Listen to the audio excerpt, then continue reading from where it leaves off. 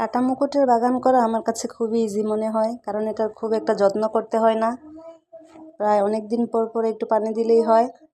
ঠিকঠাকভাবে যদি চারা করা যায় তাহলেই হয়। আজকের এই ভিডিওটা মূলত নতুন বাগানীদের জন্য। ইনবক্সে আমাকে অনেকেই জিজ্ঞাসা করেন, আপু কীভাবে চারা তৈরি করব, চারা পচে যায়, মরে যায়। তো আজকের এই ভিডিওটা তাদের একটু হলেও উপকারে আসবে যারা একেবারে নতুন বাগানি। এই তো এই কাটিং থেকে এই চারাগুলো আমি তৈরি করেছি। দেখুন খুব সহজেই চারা তৈরি হয়ে গেছে আর কত সুন্দর ফুল ফুটেছে। একটা ডাল থেকে কিভাবে চারা তৈরি করবেন সেটাই আজকে শেয়ার করব। পানি খুব অল্প দিতে হয়, তাহলে চারা পচে না, 100% চারা হয়ে যায় ইনশাল্লাহ। এই তো সাদা কালারের একটা গাছ থেকে আমি ডাল কেটে নিচ্ছি, এটার নাম হচ্ছে স্নিগ্ধা। আজকে 2টা ভ্যারাইটি চারা তৈরি করব, মানে কাটিং বসাবো। এই তো স্নিগ্ধা আর এই নাগা ভ্যারাইটিটার একটা ডাল কেটে চারা করব।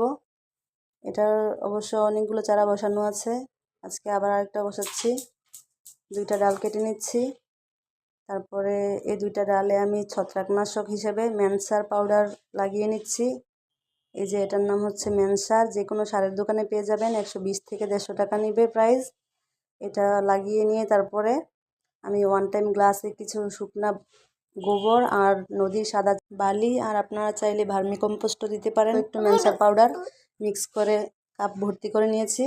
আর এই কাটিংগুলো বসিয়ে দিয়ে পর্যাপ্ত পরিমাণে পানি দিয়ে দিব।